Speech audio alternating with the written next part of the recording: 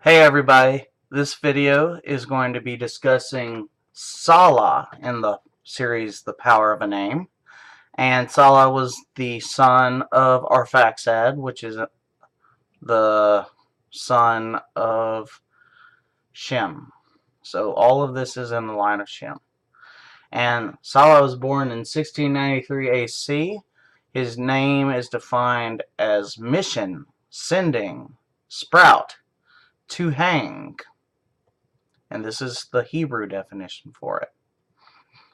In 1693, we have the Amish and Mennonite growth, the 9 Years' War, and the Salem witch trials. And following this, I'll discuss how Daniel 11:19 and the fall of Ottomans falls in line with this history.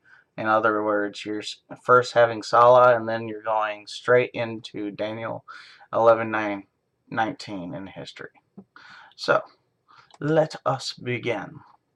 So, the thing about the Amish and Mennonite growth, this is what started it all. Amish history tells us that in 1693, Amman called, Ammann, called for a meeting of all the leaders of the churches in the region to argue his issues. Hans Reist was the senior leader in the region. He had decided long before this time that he would not practice shunning. Rice decided not to attend the meeting. Amman called for another meeting to give Rice a chance to agree or disapprove Amman's views on the issue. Again, Rice refused to participate in the heated argument at the meeting. About half of the leaders sided with Amman. The rest came down on the Rice side. Amish history was made when an incensed Amman then excommunicated Rice and all the other leaders who held his views. Rice and his followers continued to be known as Mennonites, and Amman followers were soon referred to as the Amish. So because of this split, we have a sprout of new religions. You have the Amish and the Mennonite sects that grow. So, as news of the split spread to other Mennonite communities, both sides were debated, and more conservative members began to follow the Amish ways. So, the Amish church grew. So, there is your sprouting. Then we have the 9 Years' War. By 1693, the French army had reached an official size of over 400,000 men on paper, but Louis the 14th was facing an economic crisis. France and northern Italy witnessed severe harvest failures resulting in widespread famine, which by the end of 1694 had accounted for the deaths of an estimated 2 million people. That's a lot of people.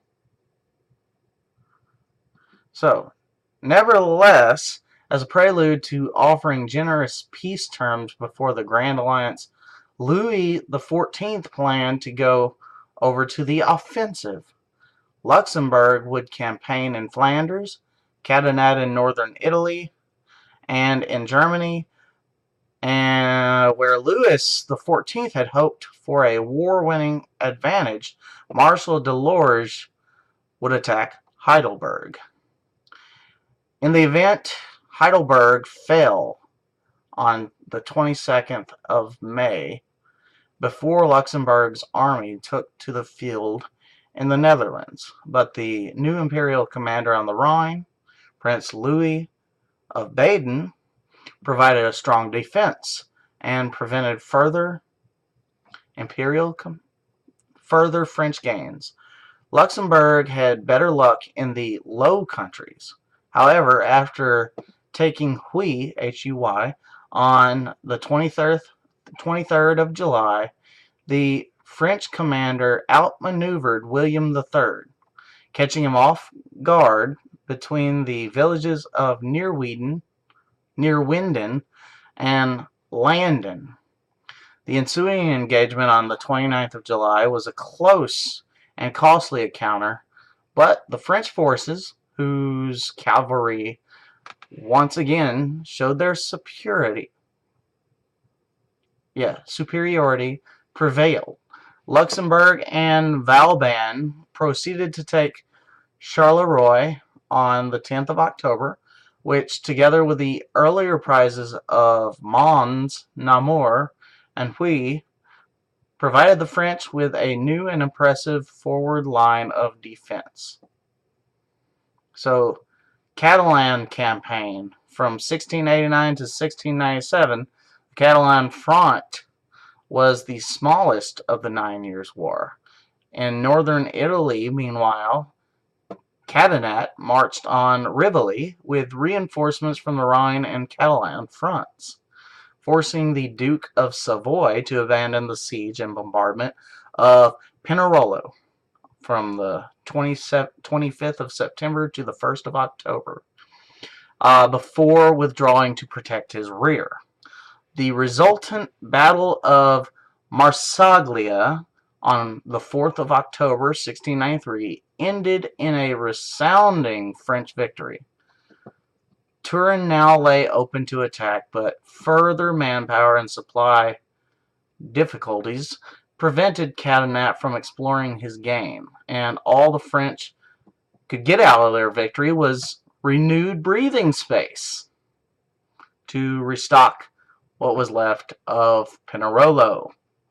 Elsewhere, Noailles secured the valuable seaport of Rosas in Catalonia on the 9th of June, before withdrawing into Roussillon,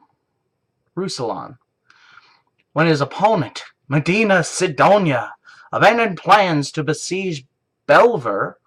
Both sides entered winter quarters. Meanwhile, the French Navy achieved victory in its final fleet action of the war. On the 27th of June, Tourville's combined Brest and Toulon squadrons ambushed the Smyrna convoy, a fleet of between 200 to 400 Allied merchant vessels traveling under escorts to the Mediterranean as it rounded Cape St. Vincent. The Allies lost approximately 90 merchantmen, sorry, with a value of some 30 million livres. I'm not sure. That must be money or something. Livres. Leaves. So, there was a mission, sending of troops. Just saying that there was a lot of sending of troops here. This was a whole 9-year war. In fact, in 1993, the French had reached an official size of over 400,000 men on paper. And here's the thing, though. Even though they were sending 400,000 men, at the very beginning, there's an economic crisis, and then severe harvest failures resulting in widespread famine to affect the outcome of everything to come. So, by the end of 1694, about 2 million deaths had occurred because of widespread famine. France and northern Italy had witnessed this severe harvest failure. So they weren't having any sprouts. They weren't having any food. They had famine. All their sprouts, their harvest failures. So you have harvest failures, you have sending of troops, missions, a lot of stuff. Now, the thing that really hits the spot for the name Salah is the to hang spot. Everybody knows what happened in Salem. If you don't, you're about to know. The Salem Witch Trials. Salem, Massachusetts. However you say it. Massachusetts. These were a series of hearings and prosecutions of people accused of witchcraft in colonial Massachusetts between February 1692 and May 1693. And the trials resulted in executions of 20 people, 14 of them women, and all but one by hanging. To hang. Now we shall get into Daniel 11:19, which begins or continues the fall of the Ottomans from Daniel 11:18. After this, he will turn back toward the fortresses of his own country, but will stumble and fall, to be seen no more. This is Daniel 11:19. So let's see how it turns out for the Ottomans. After the defeat, the Ottomans were forced to adopt a defensive strategy against their European rivals. They defended against Russia one more time in 1711, but then entered a peaceful era. They began fortifying these cities bordering the Balkans to act as a defense against their European neighbors. However, that strategy did not last. In the 1800s, the Ottomans began to lose territory on all fronts because of governmental instability. Sounds like our government. Just saying.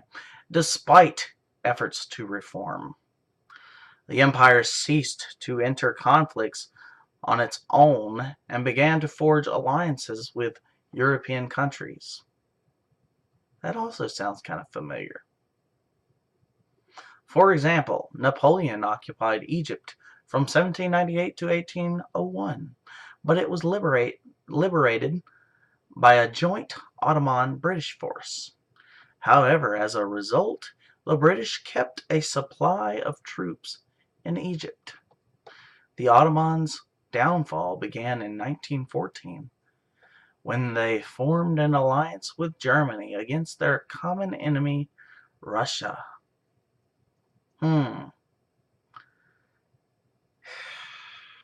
Formed an alliance with Germany against Russia. Sounds interesting. Shortly thereafter, they gave safe harbor to 2 German ships at Constantinople when they were fleeing from British ships. Consequently, they were pulled into World War I on the side of Germany and the Central Powers, which is not what they had intended. Britain immediately seized Egypt, Sudan, and Cyprus as a result, and in 1915, Russian armies attacked Anatolia, sending a flood of Armenian refugees into Syria. Refugees. Sounds familiar. Except now the refugees are coming from Syria. Interesting. And Mesopotamia. Interesting. That sparked an Arab revolt against the Ottomans in 1916. Finally, in 1919, the British took control of the Middle East to restore order. I lost my place. There we go. At the end of World War I, the Allied forces partitioned the Ottoman Empire into individual countries. The Turks rejected the first treaty and fought for their independence for 3 years. Finally, in 1923, a treaty was signed that created the Republic of Turkey, and the Ottoman Empire was seen no more, just as God said. After this, He will turn back toward the fortresses of his own country, but will stumble and fall, to be seen no more. So yeah. And then he goes on to say uh, that he's going to repeat, seen no more. Since people did not understand Daniel 11, Uriah Smith, a Seventh-day Adventist, proposed a timeline in the mid-19th century, which made the Ottomans into the final empire. Obviously, he was wrong. However, modern post-tribulationists continue to pick Turkey as the final empire for no apparent reason. They are wrong because they are using an incorrect Okay, I'm not going to bother reading that because it's just his opinion. It's not using fact and stuff, so I'm not going to continue with that. Iranian dream of a reborn Persian Empire. This was a post on February 1st, 2015. A Turkish attempt to establish a neo-Ottoman empire failed. None of their neighbors wanted the Turks back, but three other imperia have gotten at least one foot out of the grave: the Persian Empire, the Arab Caliphate, and the Russian Empire. Besides, the current events are leading to the abomination in verse 31, just like Jesus said, not verse 45, as post-tribs say. And that is it for this video. Thank you for watching. I hope you learned something. And if you didn't, well, I can't help you there. Thank you for watching anyway. Hope you have a wonderful day or night wherever you're from.